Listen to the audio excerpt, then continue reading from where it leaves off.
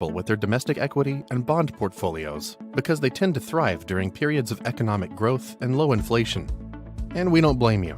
It's been a great ride. But it's a big world out there, full of opportunities you may be ignoring.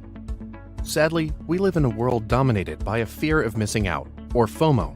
And in the last 10 years, U.S. equities and bonds have outperformed and generated massive amounts of FOMO. This hasn't always been the case. In the mid-2000s, the best performing markets were international equities, especially emerging markets, gold and commodities. So what happens if growth collapses and inflation becomes the new norm?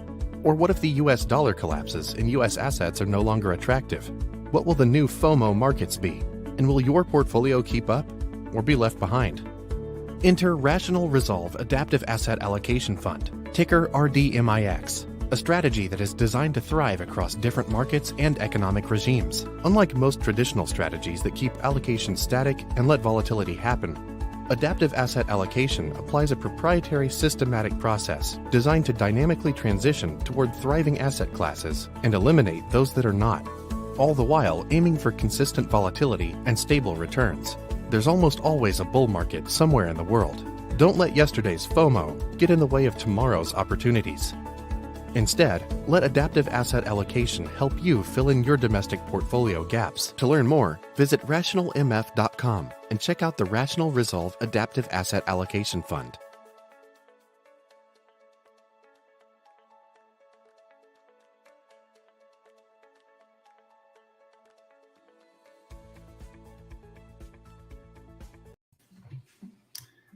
All right. Happy Friday. Little McConaughey there. All right. That's right. All right. Mr. Balchunas, how are you today? I'm doing well. That was a pretty good McConaughey, actually. Your second one. My wife does it all the time, so she's pretty spot on. Yeah, she's a big fan of his work. I saw that movie in the theaters. I hope she's just a big fan of her work. Yes. Dazed and Confused was the Dazed and Confused crowd here. Isn't that his first piece of work? Those are the first 3 words that he ever said on camera. That's right. It is. When I saw the movie, it's crazy how much of a career he had given that role. He just seemed like a goofball character actor in that one movie, but amazing. Yeah. He was sort of like the Sean Penn in Fast Times. Sean Penn, you would never guess that guy would have had such a career. Yeah. I was going to read his book, Green Light. Yeah. But I heard that he narrated his own audiobook, and I had to do it. I think anybody here deserves to hear McConaughey talk about his own life. It is as McConaughey as you can imagine it. It's pretty astounding. Does he have the whistle? Does his own voice? It is outrageous. His narration is outrageous. It's so McConaughey. It's almost like he's doing himself. I do like it. Anyway, but let's ditch McConaughey. We got Balchunas here. We got better authors here. Yeah, fuck McConaughey. And the great words of NWA. Anyway, by the way, and on that note, we will have a wide-ranging discussion. There might be a swear word or two. So this is not a place to get investment advice. This is education and entertainment. And today we're going to talk with one of the moguls of finance, which is the Bogle Effect. And Mr. Balchunas, you've dove in feet first, head first, and looked at all things Bogle. I have definitely read a couple of his books previously, so I'm looking forward to the new knowledge that you bring to the table, and what the Bogle Effect is all about, and how that came to be. And I think, didn't it start with him writing a university paper or something like that? His research paper, which he put out, defended, and then started to build this company based on that. How did it all start? You mean how did he start? How did he start? How did this avalanche start of trillions of dollars saved for investors? It's a really weird story. I didn't realize how the amount of serendipity involved. Starting at Princeton, this is fascinating. First of all, he gets a scholarship to Princeton. He couldn't have gone otherwise. And he's in the library looking for something to write his thesis on, his senior thesis. And he just glances. He gets a copy of, I believe it's Fortune. I got to double check. Forbes or Fortune. Just get this. I think it's Fortune. And he pages through, finds an article, big money in Boston or something. He goes, oh, this is interesting. I'm going to write my thesis about this. And it's interesting. I looked at the magazine cover. It didn't have like the table of contents. It was just this picture, almost like the New Yorker, just one big picture. And it wasn't about mutual funds. So he had to literally page through this magazine. I also looked to find out what other magazines would be lying around in December 1949. And the cover of Time featured Conrad Hilton. So, had he picked up Time, would he be the low-cost hotel guy? We'll never know. But it's crazy how much chance plays into stuff like this. But he read it, did his thesis, and the thesis got him hired at Wellington, which is a mutual fund company. Worked there.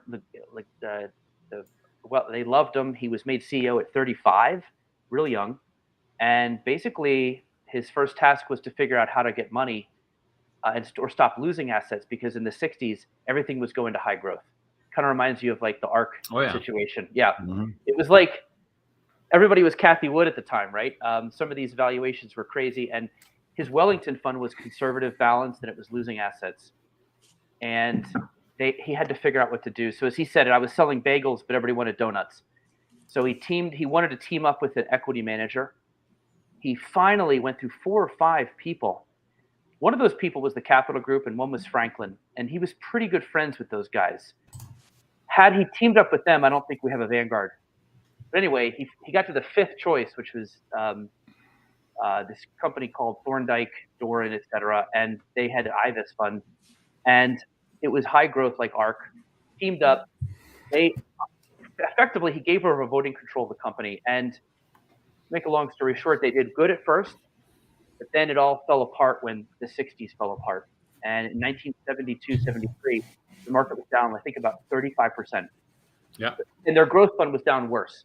Yeah. Brutal. And so everybody, they started fighting with each other. Bogle was like, you ruined my company. They were like, well, no, you're awful. And they had what's called a bifurcation period. And ultimately, Bogle got fired. And so he thought he was done, but then he realized he was actually the chairman of the funds themselves, which is a weird, as you guys know, the funds actually contract out to different places. So he still had some control. So they figured out, well, with my control, let's come up with a solution. And one of his solution was, he had like 5 different versions, but one of them was to mutualize the whole company, Wellington. They didn't want to do that. But they did allow him to have a back office company that would do like the paperwork and the administration functions and not investing. And they made it neutralized so that it wouldn't look like he was in it to get rich or to compete with them. And he had said earlier he thought the mutual structure was good because you serve one master kind of thing. He had written that. But I talked to people because most of them think it was virtue by necessity. He was just trying to save his job. It wasn't really an altruistic vision.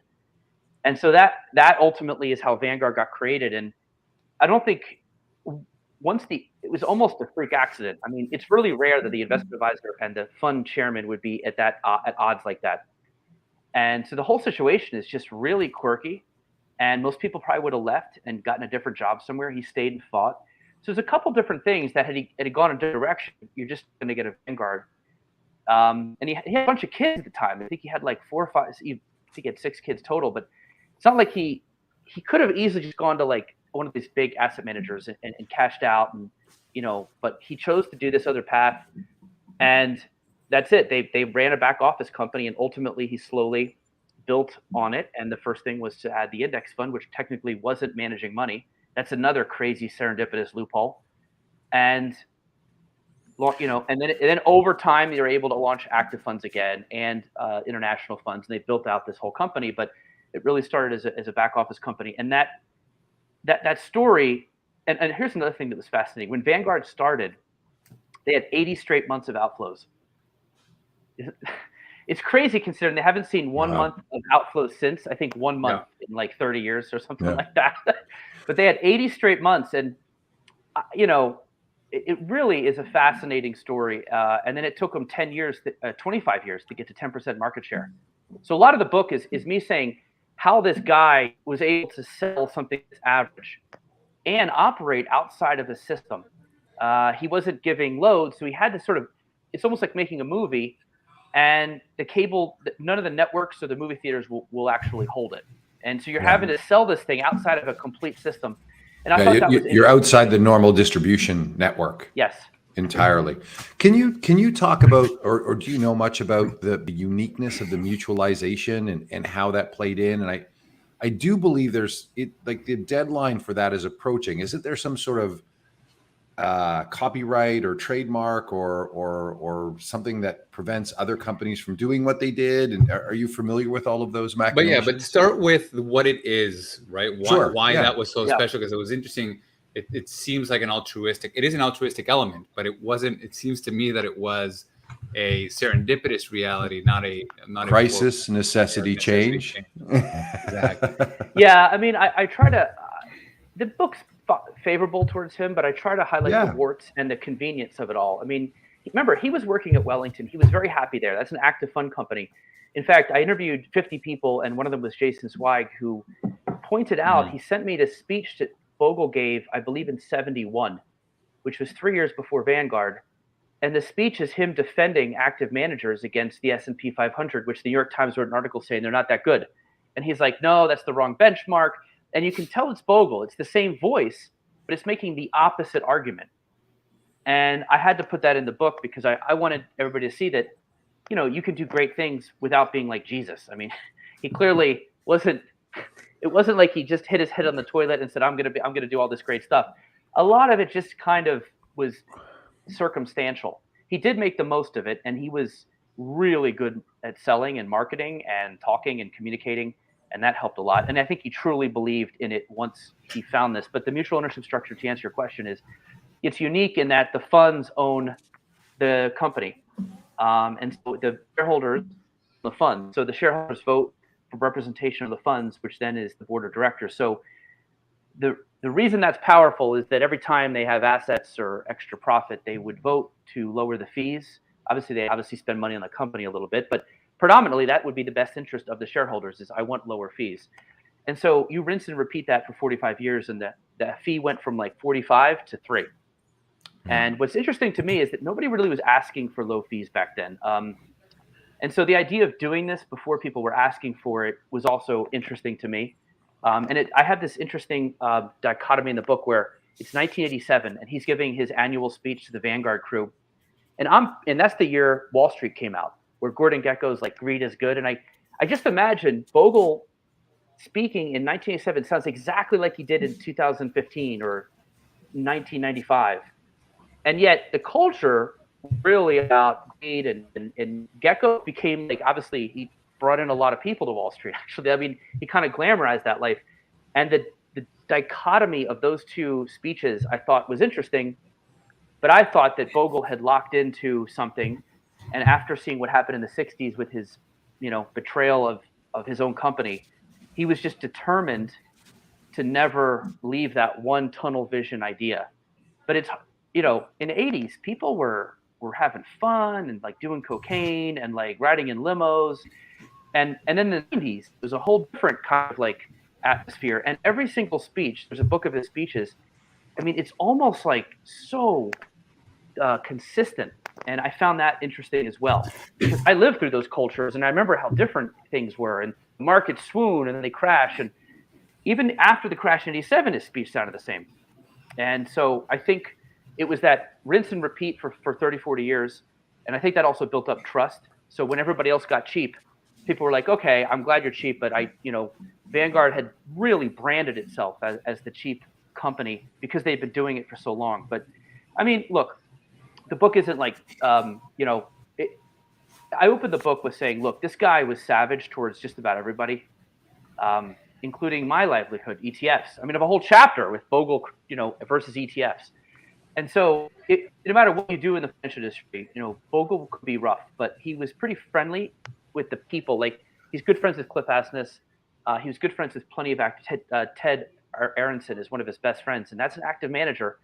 And his son, John Bogle Jr., is an active manager. So I think Bogle was pretty over the top sometimes vocally and to everything. And again, unless you're the Puritan, I think you're going to, there's times in this book where you're like, he kind of trashes your subject matter, but I try to give the other side too.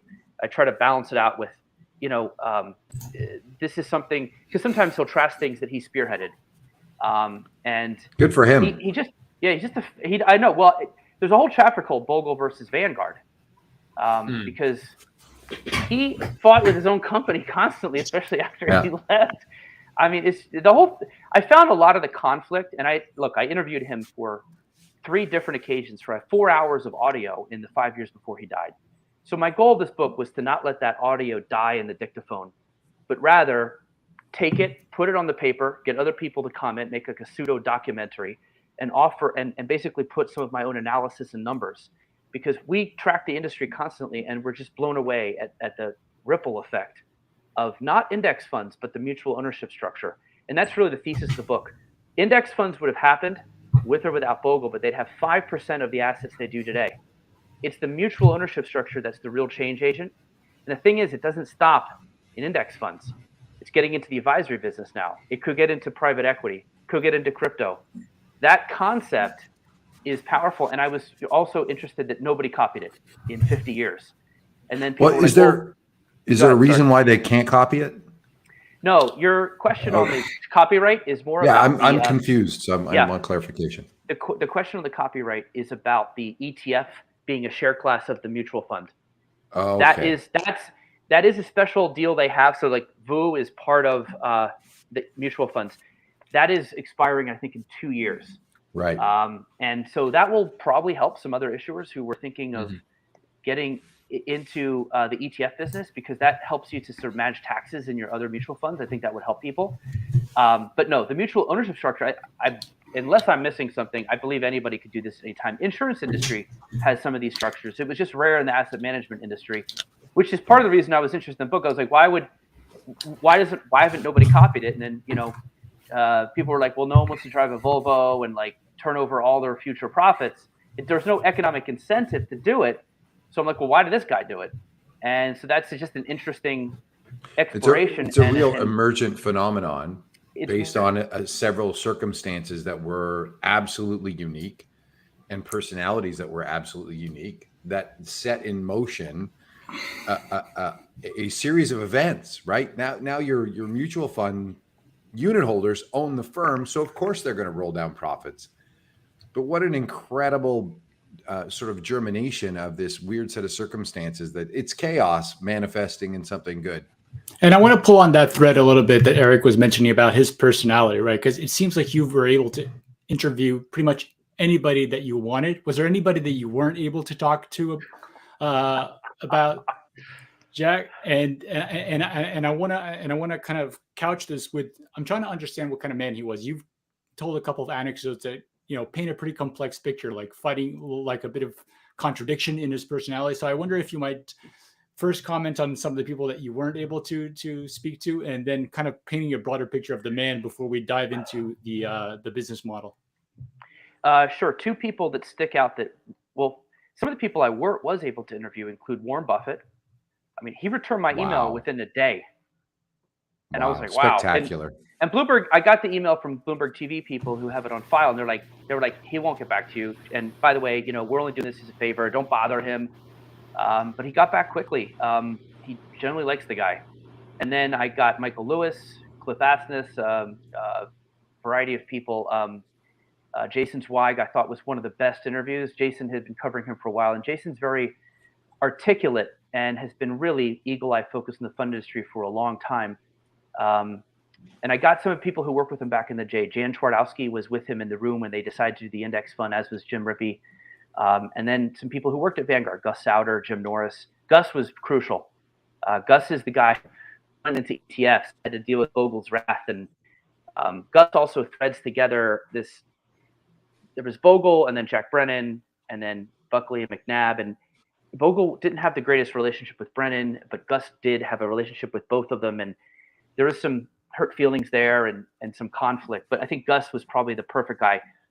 Some people who I didn't interview included, I tried to get Kramer to interview. I was just curious what Kramer would think of Bogle. He didn't reply. I'm glad. Now I feel very happy trashing him on Twitter for how he's completely wrong on every single call. It's amazing. He has a reverse Midas touch. That's alpha. Yeah, dude, you guys are factor guys. I would put this into the factor zoo and bet it and Put see it if the in the academics model. find Oh, something. Yeah. we've machine learned the crap out of that. It's one of our indicators. It's literally how we got our alpha in 2022. We even have vacation Represents indicators 10% here. of our So return. yeah, we have a lot of. It is amazing, isn't it? But It really is. Another person who they wouldn't interview is the heads of Vanguard, like the top executives. They politely declined. I think they're trying to shift away from the Bogle name a little bit. I understand that. They've largely been nice to me. And also, I worked with their PR guy, Freddie Martino, who was very good with the data. There's a lot of data I had to really get straight here. This book's written casually, but hopefully there's enough data for the nerds to get something out of it as well. Or my flip, I hope there's not too much data where the regular people are like, oh, this is too intense for me. I don't know, but they were very helpful with that. So Vanguard helped me, but they didn't offer anybody. They passed. They have a new PR head of PR there, who I believe used to work at Janus, and I think they're just feeling a little of attack lately by people with ESG and passive's going to ruin the earth. And I think they're just a little more cautious with who and what they do. Plus, they're probably trying to shift away from the Bogle name a bit. They got rid of the ship logo. So I have a chapter where I look at some of the ways Vanguard is sort of, forging its own path. Yeah. So I've always thought that the reason or the uniqueness about Bogle and Vanguard was they were the personification of compound return, right? Where you have this very long period of flatness. It looks flat if you look at the growth of that company, right? And all of a sudden in the last chapter of the book, it just goes hyperbolic. And I always allotted that to his personality and the fact that he was consistent from day one. But you're telling me that he wasn't as consistent. So would you say that he was consistent in messaging? I'm trying to understand that. Was his message consistent from day one? Or did he flip-flop a lot and kind of go with the flow? Well, once he locked into the Vanguard mutual ownership structure, I think and that was he in felt this. That was in 74. 74, 75. And then once he found out about the index fund, he read the Journal of Indexing. I will say this guy got a lot of benefit from flipping through financial magazines and journals. So I say in the book, it's a really good habit because I wrote a book on the ETF and they got the idea by flipping through this boring SEC post-mortem on the 87 crash. It was on page 300. So there are definitely diamonds in this sort of academic deep reads. Everybody's on Twitter, and I think that it's a good lesson that some of the really good stuff's deeper in the haystack there. But anyway, by the way, your stat is so true. Listen to this data. Vanguard has 8.3 trillion. 7.3 trillion came after the firm's 30th birthday. Yeah. Right. So it took the firm 30 years to get to 1 trillion. And then what are we at? 15 years to get to 8. And the other thing that's interesting about Vanguard, and I think is probably a scary chart if you're a big asset manager. I really think the small asset managers are probably somewhat immune from the Vanguard effect. They're going to serve local audiences. They're going to serve more sophisticated audiences. They're going to have relationships. It's that big legacy mutual fund company that I think are going to be really under pressure for the next 30 years because Vanguard has 30% market share of assets in U.S. fund business, but only takes in 5% of the revenue. I mean, yeah, I don't know a spread that big. I could not believe it. That is, you've never seen that in Wall Street. Never seen it. Never expected to see it, right? And Bogle's personal stat, the fact that as compared to, in proportion to the AUM that he managed versus any other company in Wall Street, the wealth that he accumulated was much, much smaller than any other major fund manager. And I think you make a great point, Eric, too, that at size, how are you going to add alpha when 30% of the flows are Vanguard, right? The stock to flow idea of Vanguard sitting on a huge piece of what the index is, money's flowing in, which reinforces that. And then you at size with billions of dollars are going to try to add value in some way. Now, I think cross asset might be a way to do it. I think there are some ways because you do get locked into certain indices. you draw the bright lines around the S&P 500, draw the bright lines around the, other major indices, hard to beat. When you start to open it up a little bit more and you get, sort of cross asset or cross exchange type stuff, maybe there's a chance, but well, I think, size, it's hard. We had Rodrigo on about the 60-40 stacking thing. Yeah. That's a solution. I mean, I think if you have a solution, or if you're operating where Vanguard isn't, this is why I've been so defensive of Kathy, not because I think her returns are going to go up or down, but she has a lane that Vanguard doesn't swim in. So does crypto. So anything that's like crazy, wild, and high active, I think is going to have a home, believe it or not. Because I think the more serious investor with the CFAs are going like, well, we're going to own mostly FANG and then we'll make stuff at the edges. The problem there is you can now there's many versions of a Vanguard growth fund for 6 basis points, which hold mostly FANG, a little less FANG, S&P. I mean, you got to be real out there to be different at this point. Otherwise, someone's looking at your holdings, you go, well, I can get mostly the same thing for 4 or 5 basis points. I mean, that's why, and that's what the big shops sell. But the problem is they can't go full Cathie Wood because they have these funds, these main hold. So they can't just switch and go high octane because then if the boomer who owns it, they don't want to have that much risk. So they're locked into closet indexing for a while. And that's where Vanguard's eating their lunch because people are like, why would I want to? I'll just buy, as Ben Carlson said, people moving from closet indexing to just indexing. That's been the main shift here. Yeah. Beta's free. Essentially, access to beta in specific markets is kind of free. You have to want something different, like something with high active shares. Yeah, or price it like beta, like Goldman's GSLC is very much like the S&P, and with a little tiny factory, it's closet factoring, I guess, or whatever, but closet indexing factor style, but it charges 9 bips. So if you are gonna, I think you have to just price beta at beta and then have your active be appropriately priced, which is why I think ARK and themes get away for 60, 70 basis points. So I also think alts probably have a bright future because this has been a long, nice run for the 60-40.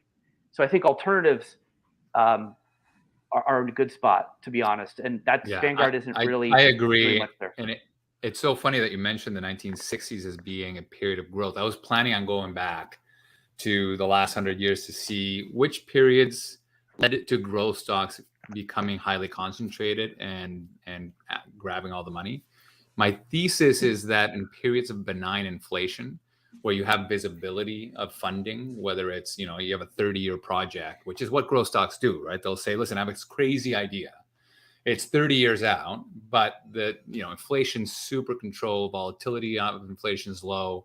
There's visibility for a future, and they would just gather all of the money.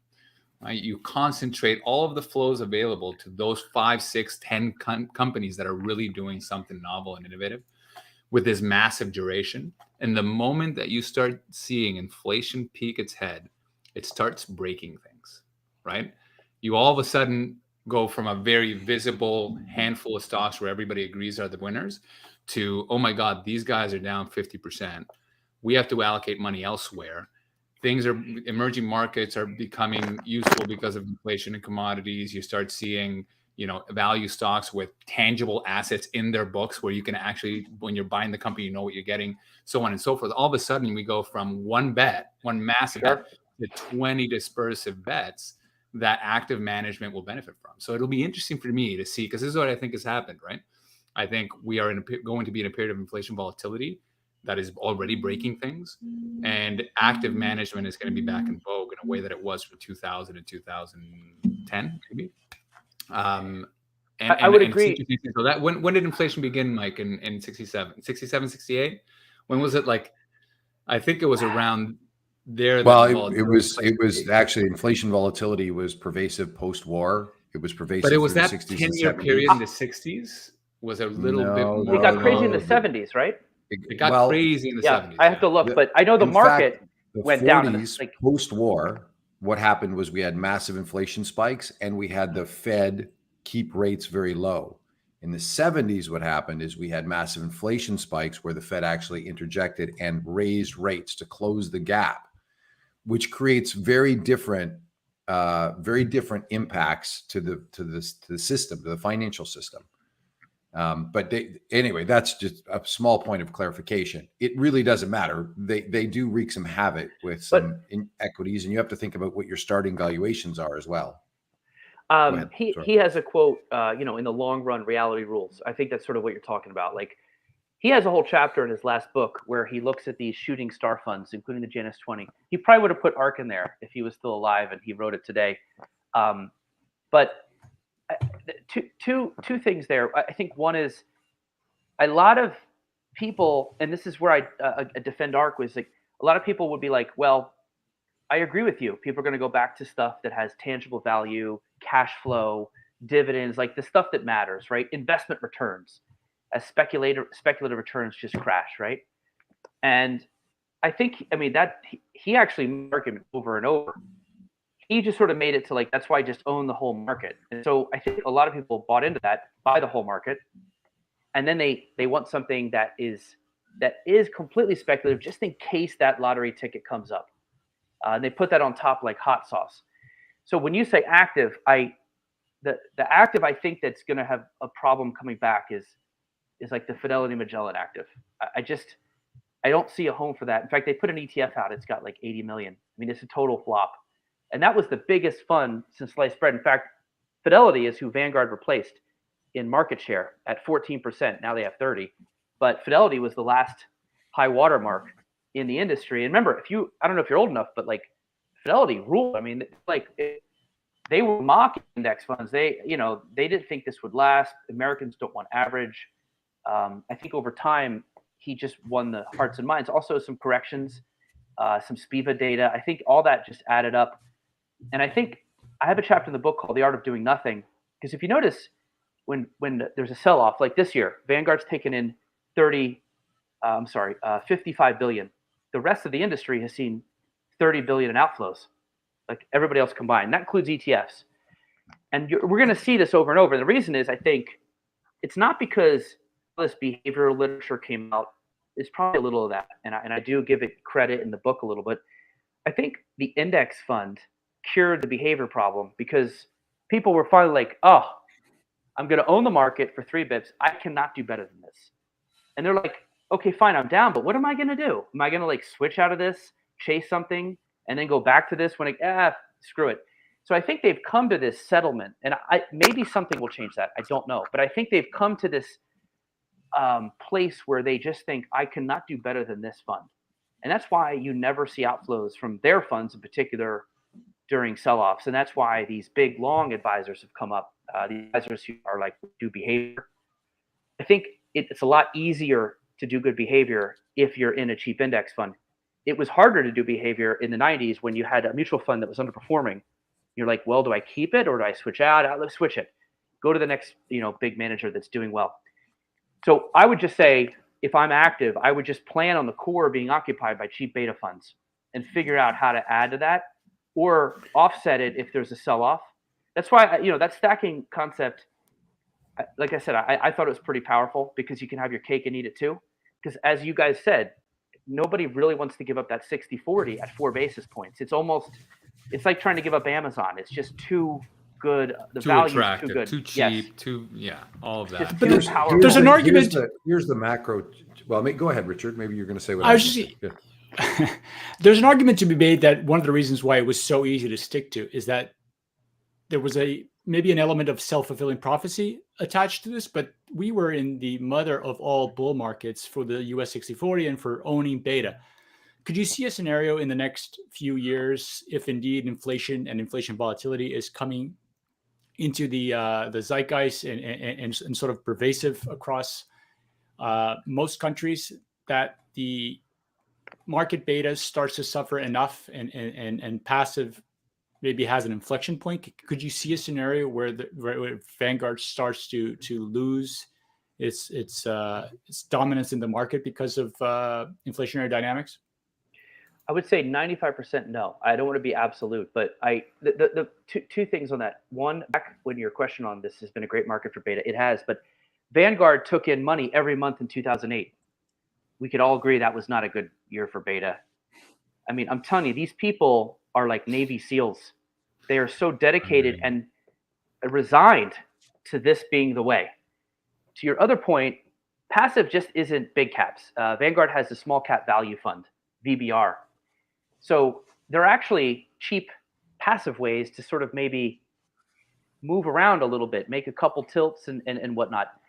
Again, though, Vanguard doesn't do private equity. Well, they might, but they only have a partnership. They don't do Cathie Wood style ARC. They don't do themes.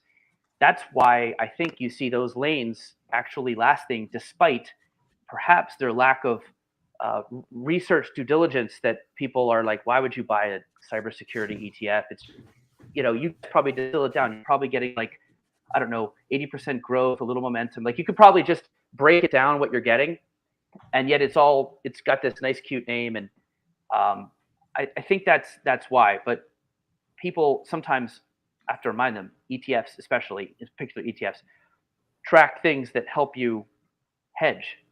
Although, I'm usually saying that with ETFs because there are alternative ETFs. You've got gold, you've got inverse. With Vanguard, I think, yes, there's somewhere people might look for something to hedge or offset. I just don't think they're going to leave. I think they're resigned to this being the best deal in town. The only other thing that I could see happening, and this is, I still think I'm bearish. Look, I'm bearish on anything trying to dislodge 3 basis point beta. I just am. But this direct indexing has come along and said, hey, we'll let you pick what you want. And that's one way maybe that you could find some shift. But now Vanguard's offering direct indexing and probably do it at a very low fee. I think Bogle would be against that. He would be like, you'll probably end up underperforming. All of a sudden you're the active manager. You don't have any research skills. Just stick to the total market. And I would say Bogle was so purist. He didn't even like international. He would just buy VTI and maybe some bonds, and that was it. This is the challenge, though. So, what is the balance of Vanguard's assets? Do Vanguard's assets mimic the global market capitalization of the global market portfolio? I will bet they do not. I will bet they massively overweight U.S. equities in an AUM sense. Oh yeah. Which is plain and simple. This is mega return cap chasing. is probably the biggest. This is return chasing. Yeah. This is reinforced by the behavioral side of the fact that every time it's gone down, it's come back up quickly. We have been faced by several bear markets that lasted 2 to 3 years. We have not had a 10 to 15 year period where we have negative real rates of return on stocks and bonds. Let's get to the 14th year of negative real rates of returns like we did in 1929 to 1945 and like we did in 1967 and 1982. Let's get there to test the mettle of these Vanguard disciples. And that's where you can tell me that they got the mettle. Yeah, I mean, that is such a long period and an extreme period. Like some people would be like, when I would defend HYG, they'd be like, well, what if X, Y, and Z? And I'm like, well, you're describing World War III, okay? If World War III happens, I think we have bigger issues than HYG's discount. But like, I think I agree. Like, I'm always leaving open room for change, room for a psychological shift in how people think of things. I guess my question, Bogle would probably say this, though. He'd probably say, look, in fact, he was pretty bearish in his forecasting of equity returns going forward. He said they're only going to return 5-6%. And this was like 5 years ago. They've demolished that. So well, he did it over a 15-year horizon, though, right? Right. So we're only a third of the way through. Exactly. He'd probably say there's nothing. He would agree with you. I think that we owe a lot still. But he would still say, what are you going to do that's better than buying companies where people wake up every day, go create value, and has cash flow? I mean, commodities, they don't have that. Like that's really what he honed in on is the investment returns of companies. Yeah, which is a great argument. It really is a function of when you make a bet, and by bet I mean you decide that you're going to buy the American companies. That is a very significant bet, right? That is only half the market cap and only represents maybe a quarter of the global GDP in the world. So it's a massive overweighting. So is that being driven by this passive exposure? Hell no. That's being driven by because my neighbor owns it and he's doing great. And I've sold all my gold. I've sold all my international. I've sold all my emerging markets. How do you think we get here? How do you think we suck all those future returns today? By getting all the baby boomers and all the millennials and all the Xers long U.S. stocks, with 3% of the S&P being which U.S. oil and stocks gas. too, right? Again, growth. Yeah. So I would, first of all, he would say, well, U.S. companies get, I don't know, something like 40% of their revenue overseas. So you've got exposure there. That's sort of one of his pushbacks. Also, I would say most people don't agree with him. In fact, I couldn't find anybody who agreed with his international, except for Taylor Larimore, who's the king of the Bogleheads. He said he actually turned out to be right on that, although it's not over. You're right. It's just past 10 years. But like Rick Ferry, I don't know if I asked Rick Ferry about international, but Christine Benz, he was like, I disagree with him on that. I talked to Dan Egan of Betterment. He had a great quote. He's like, look, Rome fell.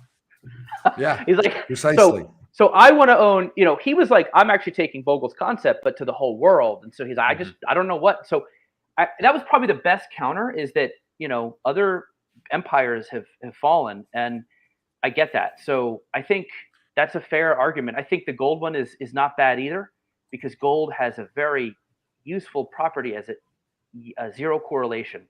It really is special asset, in my opinion. And it was trading 5,000 years ago. Let's go through all the companies in the S&P 500 that were trading 5,000 years ago, shall we? Let's just list them now. Well, he would counter with that. I'm a millennial. Hasn't Apple been around for 500 years? 5,000, but okay. Well, the counter to that is that, and I try to remind people in this book, is that this is why all this isn't really about indexing. The index is an active organism. It's always evolving. It's kicking out the shit and adding in the good stuff. Yep. Somebody wrote a column, something about like Tesla can relax. Now it's in the S&P. Well, not really. Macy's just got kicked out. Companies get kicked out. If active doesn't like you, price is going to get lower, and then the indexes are going to sort of pile on because they're going to kick you out. You get lower weightings.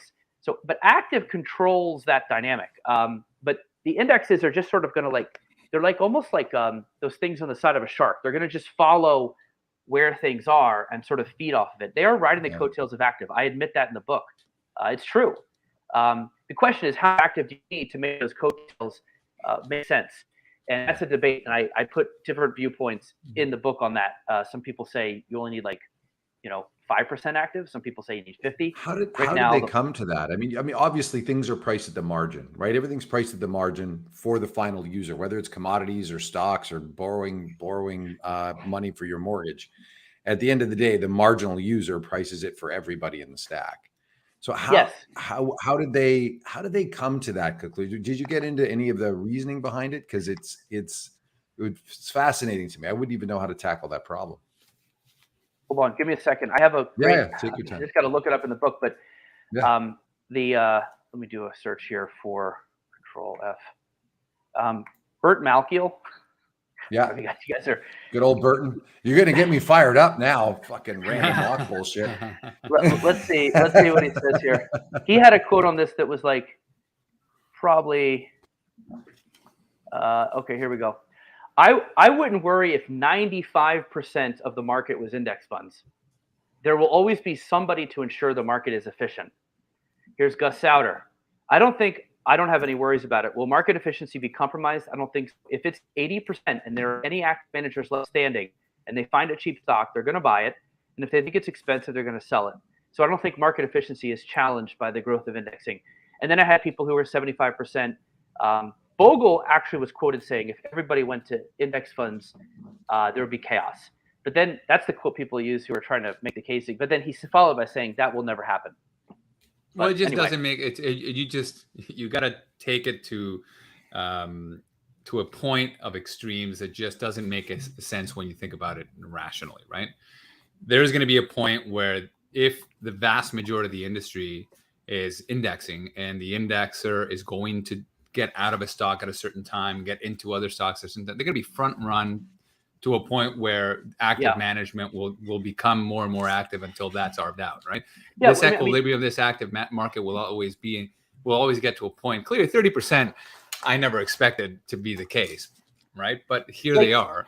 And that could be peaking because I think we're ignoring the demographic component to all this. That's my call for sure.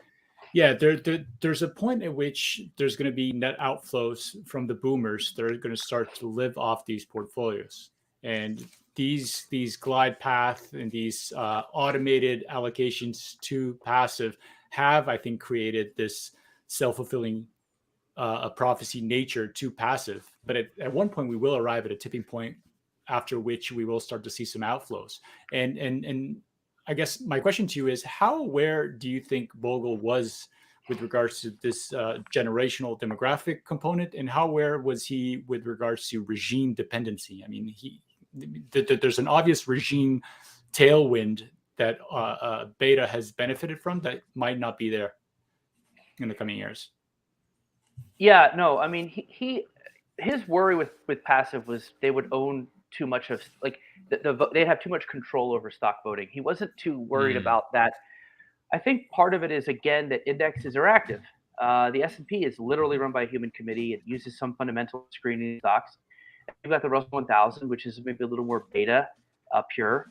But then you've got like stuff that's brands of indexes that rebalance on different times. You've got mid caps, total market, small caps. Really, there is no such thing as passive. Everything's a bet on something. So, but you're right. The target date funds largely hold U.S. large caps, and possibly they'll, like Mike said. I mean, I think between 2000 and 2009, the S&P was down for the whole decade, and it severely underperformed small cap value.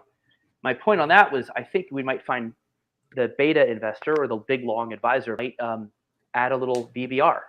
So that's the problem, is some of the stuff that might work, like small cap value, has clearly got room to run. International small cap value in particular.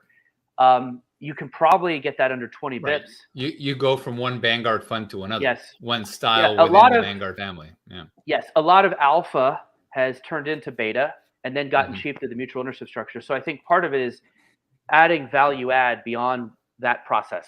And so I don't disagree. And, I will say on the generational thing, boomers are going to live longer than we think, by the way. That's why biotech's such a great buy. They want to live forever. They have all the money and they want to live forever. So they'll be around for a while. I do think when they start withdrawing, they're largely going to sell their active funds.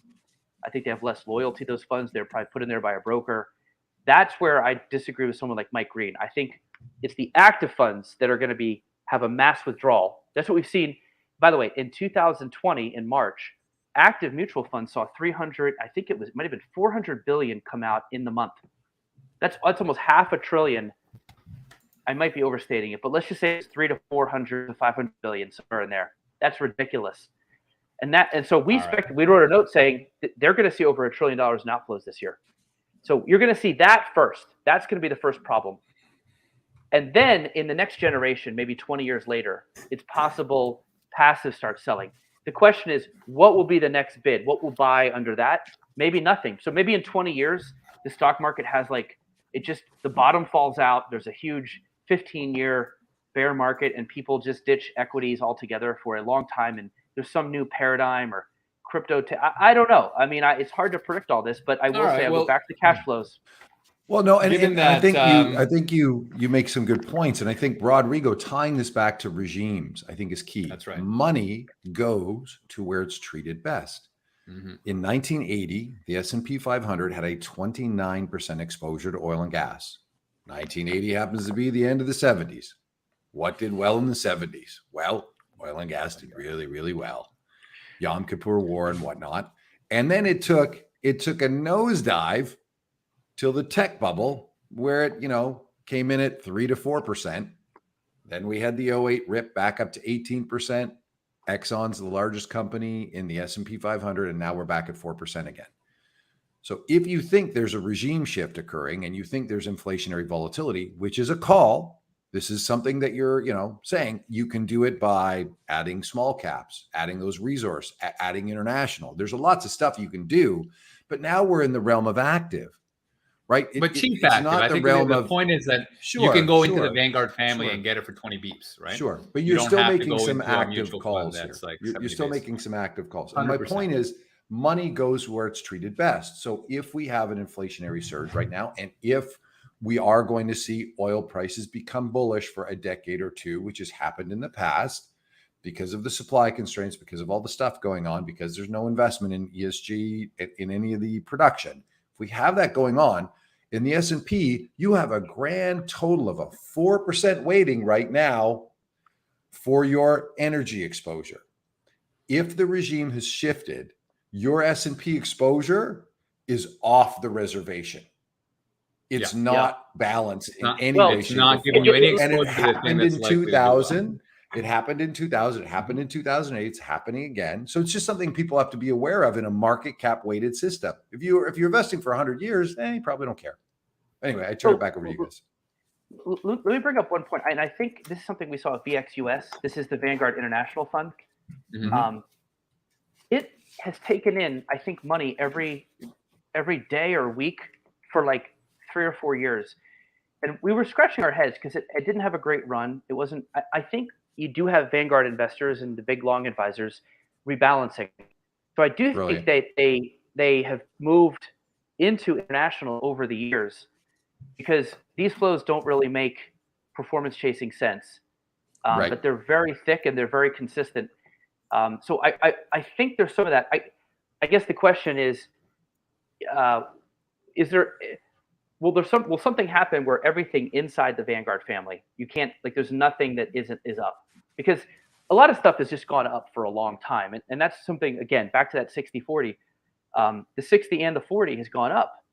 And if rising rates mean all the bonds people own are worth less, which is, I really worry about bond mutual funds. I feel, they keep seeing outflows and there could be a nasty downward spiral in coming up. And if high rates and let's say you're raising rates and the inflation's high, that's bad for stocks. Then you're outside of the 60-40. Vanguard doesn't play in too many places. Maybe small cap value, maybe international, I guess. But I think international takes a hit if the U.S. does. I don't know. I think things that are structured in a way that can maybe sort of offset some of those 60-40 declines, I think will do good. That's why that, like, Bruce Bond and the Innovator shares uses flex options to sort of lock in a certain downside, or like give you a place between, say, 5 and 20%. I think those. That's it. Yeah. So I think those kind of things probably have a future. Your prediction was in the next 5. Would you say 5 to 10 years? Passive continues to eat active funds lunch, right? And then maybe afterwards something else happens. Depends on the active, but legacy, traditional, legacy mutual closet fund, index-ish active, closet indexing in particular. Yes, because my view is, because I was going to, given that we're going to live forever, Eric, I was going to bet a penny that by the end of this decade, I'm actually like at high active share, active management, not closet indexers, are likely to be getting more flows as a category than passive. That's my prediction. By like year 9 high of this active cycle, share. Yeah. Like I think just generally active managers that have a large tracking error to the index will be a category that is going to dominate in terms of percentage. Oh no, every year. That's an implicit call that the index is going to suffer. No. Right. Well, no. I think so. I agree with you. We are bullish on two things: dirt cheap and shiny objects. And shiny objects is or hot sauce. It's my term for high tracking error, which would be the academic way to say that. Mm-hmm. I still think dirt cheap muscles through because the value proposition is so strong. It's like Amazon. I think what happens is people use the shiny object lane to buy things that are like call options, major asymmetric return possibilities, crypto, ARK, and things that can possibly offset or hedge against that 60-40. So I think both grow. The middle screwed. That's my thesis. Yeah. No, that's actually a very good point. I agree. All that legacy closet indexing where you're actually 99% the same as Vanguard and 1%, active, because they got too big to really be active and have too high of an active share. That's the middle that I agree will go away. Right? You're either going to be adding value or choose that you can't and go passive, and that middle is going to be squeezed out. There's a. Sorry, go ahead. No, you go ahead. Okay, so just on that concept, I have a chapter in the book called "The Fall and Rise of Active," and that's exactly what it's about. And the fall, by the way, I say, look, everybody thinks it's underperformance, Spiva reports, and all this, and I'm like, partially. but that's just a symptom of a real root problem, which is that dollar fees. And this is something I try to explain. It's hard though. If you charge 1% and you're small, it's completely justified. I mean, your total dollar fees aren't going to be that much. But some of these companies got to be 100, 300 trillion dollar companies, and they never passed on any of those economies of scale, especially given the market gives them 9% a year of freeness. That's a lot of gravy. All they had to do was just share a little of that with the customer. And I think they would have built up trust. Their performance ratings would have been better because they would have been at this point, maybe they would have been at 4 basis points, but possibly if they had a schedule of passing on economies of scale, they might be at 35. And their beat rate would have been much higher, not as embarrassing as they are in this FIVA report. So I sort of find it ironic that the companies that were designed to analyze stocks, and they're probably companies that would sell a stock that didn't recognize these, disruptive periods, they themselves missed an opportunity to bypass this major disruption. So I think that's the sort of original sin. Underperformance came after, because now you're at 70 basis points, and then you're trading 80% turnover. So you're like 150, 170% in costs. And then the S&P is here. You have a lot to catch up to just to get to start. And now that you can buy the starting line, well, it's a very easy, and then you take that 170 and you put $10,000 growth and it becomes a $200,000 gap in 50 years. It's just very compelling. Had they shared, I think they could have made Vanguard a much smaller company. Yeah. It's hard for Blockbuster to see Netflix. I agree. And I admit in the book, if I was a big mutual fund company and all this money came in and went, I would have bought it. I would have put our name on stadiums too. I would have hired more people. I would not have shared any. I know myself. So it's anti-capitalist. Isn't that like almost communist? That's so anti-American. Well, I will say Barry Ritholtz has this quote about Apple and how Steve Jobs would put the iPod out. Then he would put one with more memory, but at a cheaper cost. Then he kept putting more memory, cheaper cost. And that's how Apple blew away everyone in that Steve Jobs comeback era. So there are other businesses, and Steve Jobs even says, you got to cannibalize yourself before somebody else does. So there is a classic business study here for people, I hope, in that, you got to make sure you're taking care of your customers. Don't get too greedy. There's plenty of money still left over. And it's fine to charge for high percentage fees if you're small. But again, once you grow, the dollar fees become absolutely ridiculous. You got to find the right balance, because it's funny. It's easy to reduce your fees, but not easy to increase them, right? So you could go to a period where you're growing. I'm like, I'm going to share some stuff. I'm going to reduce my fees on a schedule here as I grow from my dollar fees are growing. But what happens if there's a disruption and your AUM gets cut by a third? Are you going to then increase pro rata your fees back to where you were at the previous, 2/3 AUM? That's the way to do it. That's the way to, if you're thinking about the shareholders of the company, they're saying, well, this isn't just a one-way road up, right? There's a way to find, to adjust fees, increase them as your AUM goes down if you have a bad year. But who's going to be able to do it? What investor is going to be willing to I would add to that one other component. When you've commoditized something, the value of a commodity is the lowest cost producer. Sure. If you're a manager who provides value, actual value, like Rentec is not reducing the 5 and 50 on their fund, and they're not letting you in to get it. And they're going to give you two birds as to you should reduce fees and share it with the investors. No, that's not happening. That is not happening, right? So this is a conversation also about value. If you're providing value to the investor in excess of the fees, then, it's a slightly different fee discussion. What Vanguard did so wonderfully is they commoditized beta, and they trained people about the commodity that is beta, and they changed the finish line, as you said, Eric. They changed it. They said, this isn't winning, or getting close to this isn't winning. This is the bogey. Like, this is what you get. So anyone who's going to charge you a fee above that needs to be on some reliable time frame, having an ability to add beyond the fee they're charging. And alpha has become so scarce that it has to command some form of premium, right? At the end of the day, beta has just blown alpha out of the water for the vast majority of managers, which is why it's grown so much. So if you do have a consistent alpha, it's going to continue to command a premium. I can't see that becoming commoditized.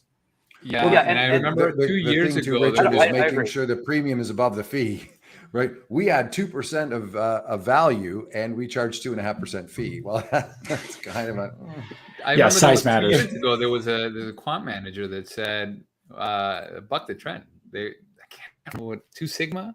Can't remember, but they were like, yeah, it used to be 2 and 20. It's now 2 and 30. And it was literally 2 years ago. And I'm like, good for you. I mean, to be able to do that and not lose clients, that's bucking the trend already. I was chatting at a conference, and to your point, somebody said that the highest cost hedge funds are the best. And I don't disagree. I think people might pay up for certain things in their life, but then they go to Amazon for the bulk of their shit. Sure. You know, and yeah. but I love they're the not. analogy.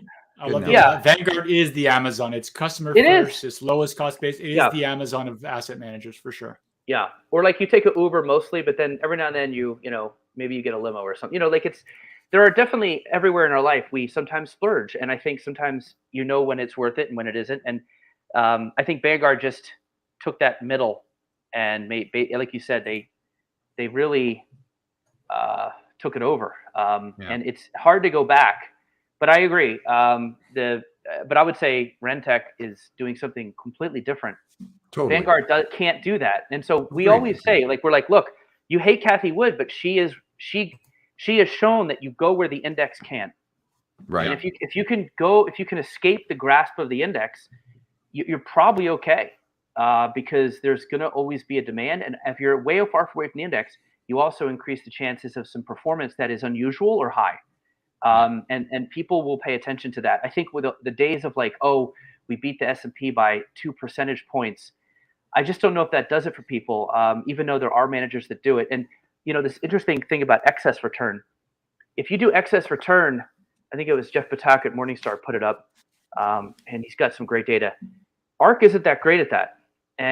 But we may be in a post-excess return world where people don't care if it's excess or not. It just has to be different, because, and also I think there's a feeling that, well, okay, yeah, but only 1/3 produced any excess return at all, and I don't want to be wrong. I don't want to take a 33% chance for 80 bips, and I'm wrong. Shit. Joke's on me. Conversational alpha and all that, right? Conversational alpha. Conversational alpha. I know you love that. No, that was one of my favorite Reeling from that. cast memories. Yeah. But you just dropped a good conversational alpha that I just took a note and I'm stealing it. I love this idea of what was it? Amazon, Vanguard being the Amazon of asset managers. And then what was your last point?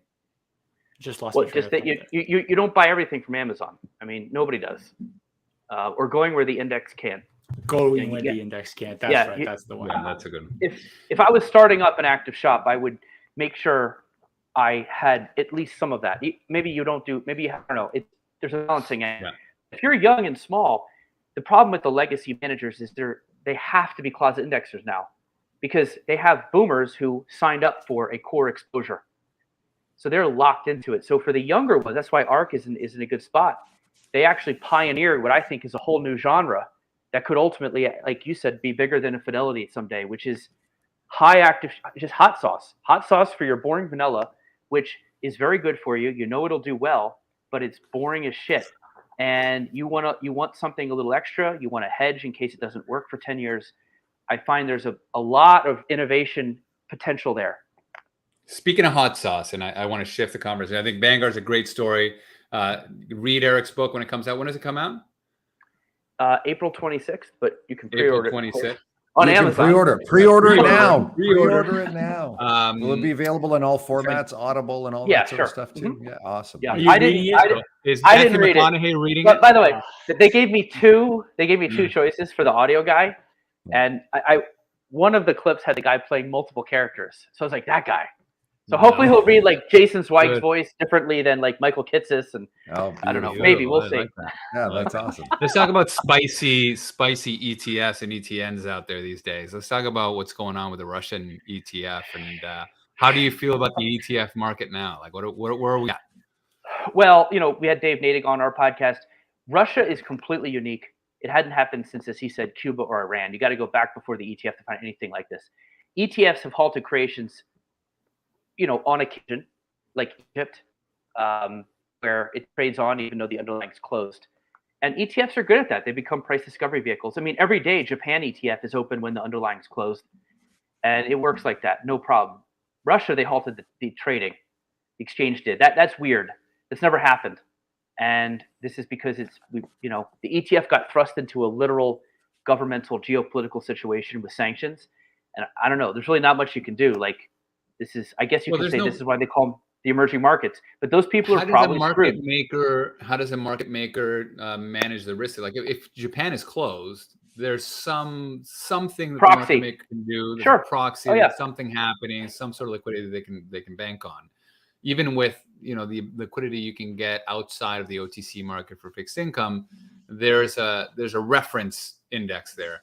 What's the reference index for Russia right now? Oh, no. Well, what's coming back? The market makers widen their spreads, first of all, but they also, the price somewhat was determined by investors. I mean, retail started saying, actually, it's worth $6, not $1, because of the hope that there's a resolution and it spikes up, because it was trading at 33 only 4 months ago. I kind of get that trade. I feel bad for people who came in with options or bought the ETF itself. I fear that it just gets liquidated. You get nothing for 40 cents. I'd rather just keep me frozen in there like Ted Williams, and just, if it ever gets unfrozen, let me just participate in that spike up. Figure out what the value is. Yeah. Yes. So I don't know. It's a fascinating, weird situation, and I don't know what to say. I will say, ETFs were the last man standing. I mean, mutual funds halted redemptions probably 2 weeks. ETFs lasted. They did their best. They are like cockroaches. I mean, but also Van Eck didn't want to close it. It was the exchange. The exchange says we won't let it trade. So that's also something to consider. Well, that's interesting. Because, so it is ironic that people are like, ETFs are these like liquidity traps. Actually, they're actually liquidity producers. And this situation shows this when even in bonds, ETFs, when the underlying is very illiquid, the ETF will trade. You can get out. You may not love the price, but there is a market there. So right, the market that. is there. You almost want the mutual fund to use the index as their reference, index to price. They don't. And so it seems like the ETFs, it's complicated. I don't want to get into that whole situation, but like the RSX would be trading fine if it wasn't for the exchange. And you probably have a lot of whack jobs just going back and forth, whether it's worth $3 or $7 or whatever. It would be fascinating because people will be pricing Russia based on the news flow. I kind of wish it was still trading, to be honest, but they won't let it. Last time you were here, you were very bullish on thematics in general. You saw this emergence of narrative as a very powerful dynamic in markets, and that thematic ETFs were going to really have their day in the sun. Do you continue to be bullish on that? What are some of the themes that you're watching? Yes, simply because again, they're out further than Vanguard. They're fishing out further than where Vanguard the index can't go. Yeah, Vanguard's not going to launch an EV fund. You know what I mean? They're just not going to. It's just not their thing. Maybe 2 or 3 CEOs down the road, some millennial takes over and says we're doing a cannabis fund. I don't know. Actually, I think they could launch a crypto fund before they launch theme ETFs, and I'll tell you why. The one thing is they have advisor business, and they're going to have a solution for them on private equity, for sure, and for crypto. And if they don't like any of the crypto pricing out there, they may launch their own. They vehemently deny it to me, but let 5 years go by, possibly they could. So to answer your question, though, themes are bigger than any sector in terms of assets now. They have, I want to say, let's see, I'll get you the right number here.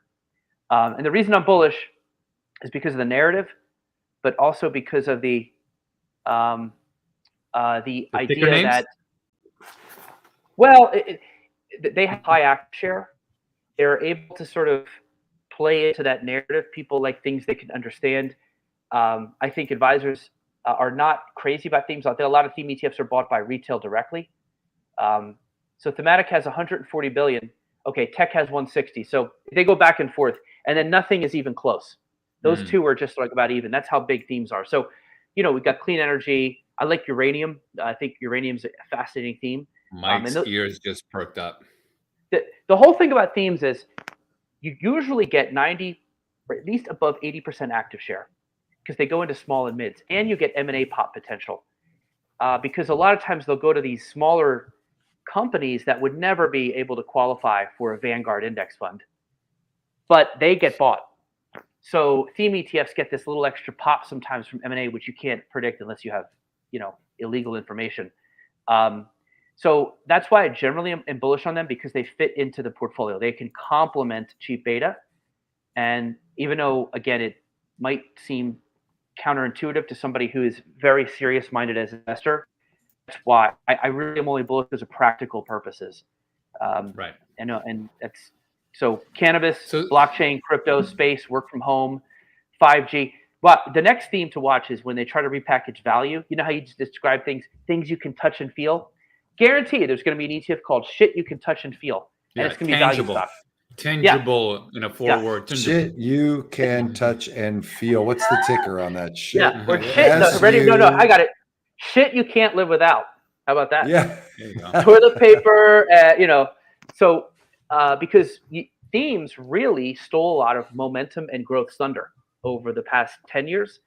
And look out. I mean, they started doing value. They did cruises, airlines, and hotels, which is essentially a value trade. They could start coming up with creative ways to package dirty energy with, I don't know, but anyway, I do feel like themes are going to continue to take something working and package it with this nice, cute narrative and do their best to it's a lot easier to market and add active share and say, look, this will make your Vanguard portfolio a lot less dull. So we have this theme we call Here We Are Now, Entertain Us, which is the Vanguard riff, which is like, I think funds are going to get even more and more silly, entertaining, and then it's possible a 10-year Michael Philbrick bear market from hell, softens this a lot. Yeah. But barring that, I think we'll continue to see this. Well, no, I think the thesis is that market cap bear market is a 10-year call. I think thematic bull markets are likely to be quite interesting. Also, because they're a chameleon. They're almost like momentum in a way, except they're like narrative momentum. They're like they package momentum with narrative. Sure. Well, momentum tends to load. Anything that's working tends to load on momentum. So it might differ on what kind of definition of momentum, what kind of lookbacks you're looking at, but whatever's working is going to load on some version of trend and momentum. Sure. So speaking of momentum, thereof, DXX and its upward swing that never quite made it. So, what are your thoughts on that? That's a piece of shit. This is what pisses me off, because I'm a guy who defends the industry. I think it's a good, clean industry largely. I don't think Van Eck's at fault for Russia. No, that's Putin is at fault for that. This is on Barclays. I guarantee you, some middle manager looked at the books, and ETNs show up as debt on a ETN issuer's books. They said, look at this VIX exposure, and we're going into Russia situation and the Fed hiking. VIX could go crazy, or they're short VIX. We do not want to be short volatility during this, and they probably just were scared, I guess, and they have risk managers, and they just said no. And so they just made a authoritarian decision. And not once there's a guy who used to do Barclays ETNs who was really great. He went to the ETN conferences. Great guy. I think he might have been a guy to push back on this, because this is a weird halting of creations. This is a middle manager who give a shit about the ETF community and the world and the reputation. Whereas I think if that guy was there, he might have said, listen, let's figure out a way to hedge this or do something. We don't want to damage our own investors like this or the ETF community. But he's not there anymore. He left 2 years ago.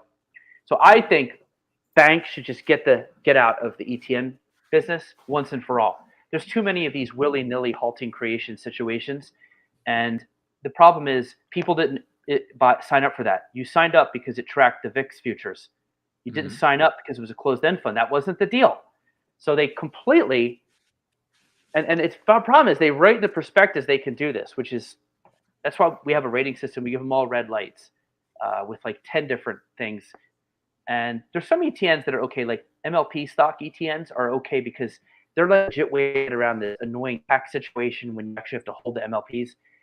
And those tend to rarely do this shit. It's usually just stuff that rolls futures, especially the VIX crowd. And I think it sucks. So then maybe it's an ETN issue for that particular type of volatile asset class. 'Cause, I mean, there must be a value for ETNs given how much use cases, how many people use it today. So what is it? What is Steelman the other side? Why are ETNs good? Yeah, mostly they're good. Everything you can get in an ETN, you get in an ETF now. The reason they're good is because they have perfect tracking, right? Because they just promise the returns. There's no tracking. And the number two thing is that they are good on taxes. Like if you have futures in an ETF, you get taxed as if you hold the futures, which is an unusual taxation. It many times results in a K1 form. And generally people just want to get taxed like they own Microsoft or SPY. Sure. With the ETN, you get taxed like that. You know, right. So that's a clear benefit. Clear. It's we actually looked. The percentage of assets in ETNs are, in our opinion, are like 90% because of a tax loophole. It's not a loophole. It's just a more traditional tax feature. Feature. It's a feature. Yeah. So if you put them on a level playing field, they probably die a quick death. But that's why I think they hung around. They used to be put out because they could go places ETFs couldn't yet, like India. The first ETN was India. So they were like, well, India government's weird. And they put INP out and it could give you India. And the ETF couldn't. But then everything started to dissolve in terms of countries and access. And now you can get anything physically backed. And so the ETN's only purpose is as this, sort of tax deal. Right. So that seems to be the major focus in those ETNs on the commodity space and the future space. Certainly, the higher the volatility, the more likely you are to have extreme events like this happen in the ETN space, right? Well, what sucks is if this is just when you might want to use VXX. I know I'll probably get creamed by people saying, most people think it's a shit product. On days where VIX goes up, it pops. I mean, I used to tell people VIX ETPs were largely critic proof. When they get slammed, they get the worst press imaginable. But when they pop, they destroy even a negative 3x equity ETF. Like they'll go up 4 times more than that. I call it the jackpot. So nothing goes up like VIX on crazy days. So there'll always be a market because of that jackpot potential. And that's why they were able to sort of keep an audience, even though they're down 99% since launching, is that when they go up, they fucking go up. Yeah. I mean, it's like you got to give people, you got to give the masses a game, man. You got to give the masses a game. It's like 777, So, but yeah, this ruins that whole premise I just said, because now it could do whatever it wants. It's lost its ability to track, and that's not what ETFs are supposed to track. The underlying. That's the whole point. That's their whole value proposition. So you just killed the heart of the ETF with the halted creations, which occasionally I'm okay with. If it's like a country has a war or something, not war's a bad example. Like in Egypt, they had a revolution internally, but not for, I just don't want all that risk on my balance sheet, or I'm not into it today. Fair enough. Seems I mean, it is their own book, right? Their own fixed income issuance. So they got to protect themselves. I don't know. Like, I mean, it seems to me like a volatility ETN might be something that you might want to steer clear from. I still see a lot of value. I still see a lot of value in more, plain vanilla type of offerings, especially in the commodity space where you can get that tax advantage. Because the thing is, one of the biggest reasons why ETFs have taken off is because of their, loopholes on the tax side, with the APs being able to create and destroy units and do the swapping. So that happens again by happenstance, and you get this massive benefit, and it doesn't work for everything. It works only for stocks, right? On the fixed income, on the future side, there's just no good option aside from that if you want to deal with that. Yeah, there's some have come out that actually have no K1 in the name, and they're able to use this Cayman Yeah, but you're still Cayman Islands. The Cayman blocker. You're right. So it's like DBC turned into PDBC, right? Because DBC was putting on a K1, PDBC put in a blocker. The issue with that is that what comes out of the blocker is income. So it's not. It's better than a K1. It's just not the same. ETNs continue to win there. I think as long as there's a tax advantage, ETNs will win. But I agree with you that if you're gonna do that, make sure that you can always if you're gonna get perfect tracking, get perfect tracking 90 and 100% of the time. I mean, there is market for bank. You can't.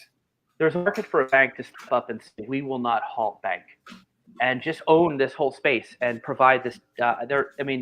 But as of now, they're all guilty. Credit Suisse did it. UBS has done it. Barclays has done it. No one is safe. And that's the problem. You don't know when the next bank's going to just have this feeling to not do it. So, it's unfortunate because there is that benefit. Right. All right. Cool. Those are the hot topics of the day. Anything else, Eric, that we didn't cover? Anything else that's hot or that we didn't cover in the book as well that was interesting or timely? No, we covered the big topics, and I think your reaction and feedback on those was really great. I think a lot of people, even in the active space, would largely agree to some of the points made here, like you guys did. It's not just this buy an index fund. I try to layer it with a lot of the nuance in all this, but at the same time, just acknowledging that cheap beta is a hell of a drug. I mean, it is. Well, it's like we said, if it's truly a commodity, then cheapest price wins. Like that. That's it. And I think you pounded that home several times, and it's unassailable logic, right? If all it's just logical. You can't say no, but I want something different. Okay, well now we're having a different discussion. I'd like value add another. It's a different discussion. But Vanguard has become the low cost producer of beta, and so that's why. I hope if you're an active manager or somebody who is in this business, hopefully this book will, because I go into all different worlds, the trading world, the brokerage platforms, the advisory world. I really try to lay out how the Vanguard effect, which I call the Bogle Effect, because I really feel like he was the anomaly, is going to ripple in, and you have to have a plan for this. But hopefully I say it in a way that's not too damning. And and like I said, when I go over the mutual funds, I'm like, I've done the same thing. I'm weak. It's good to. It's important. What's damning is not knowing. You got to know. You got to know. You got to know. Now make all the decisions you want. Now that you know. Yeah. That's right. Don't be an ostrich and put your head in the sand, right? Like the value of reading something historical like this, and it's also entertaining because of the personalities in it, is that you now know. And you can make thoughtful decisions based on that, or you can bury your head in the sand. It's up to you. But at least you're giving it a good old college try. Yeah. We allowed you. Anyway, but thank you guys for letting me come on again and talk about it. And thanks for coming. This is great. Where can everybody find you too? Give us all the deets, where they can find you, the name of the book again, the Amazon plug, all of it. The Bogle Effect. Just go to Amazon, probably easiest. You can find me on Twitter at Eric Balchunas, and I have a podcast called Trillions, which is on all the podcasts, and that's free. If you happen to have a terminal, a Bloomberg terminal, you can go BI space ETF go, and that is my little home. If Bloomberg's the United States, I run a small post office in Rhode Island, and it's BI ETF. Yeah. Oh no, I'm so tiny there. I'm reminded of this once a month. It's just such a big place, but I do have a lot of control over this one function, and so that's where you can find me. I love it. That's awesome. Amazing. Awesome. Thanks so much for your time, Eric. This was great. You got it, guys. Awesome. Thank you so much. Enjoy the weather. Great weather. Thank you. Bye-bye, guys. Bye all. Most investors feel comfortable with their domestic equity and bond portfolios because they tend to thrive during periods of economic growth and low inflation. And we don't blame you. It's been a great ride. But it's a big world out there, full of opportunities you may be ignoring. Sadly, we live in a world dominated by a fear of missing out, or FOMO. And in the last 10 years, U.S. equities and bonds have outperformed and generated massive amounts of FOMO. This hasn't always been the case. In the mid-2000s, the best performing markets were international equities, especially emerging markets, gold and commodities. So what happens if growth collapses and inflation becomes the new norm? Or what if the U.S. dollar collapses and U.S. assets are no longer attractive? What will the new FOMO markets be? And will your portfolio keep up or be left behind? Enter Rational Resolve Adaptive Asset Allocation Fund, ticker RDMIX, a strategy that is designed to thrive across different markets and economic regimes. Unlike most traditional strategies that keep allocations static and let volatility happen, adaptive asset allocation applies a proprietary systematic process designed to dynamically transition toward thriving asset classes and eliminate those that are not, all the while aiming for consistent volatility and stable returns. There's almost always a bull market somewhere in the world. Don't let yesterday's FOMO get in the way of tomorrow's opportunities. Instead, let adaptive asset allocation help you fill in your domestic portfolio gaps. To learn more, visit rationalmf.com and check out the Rational Resolve Adaptive Asset Allocation Fund.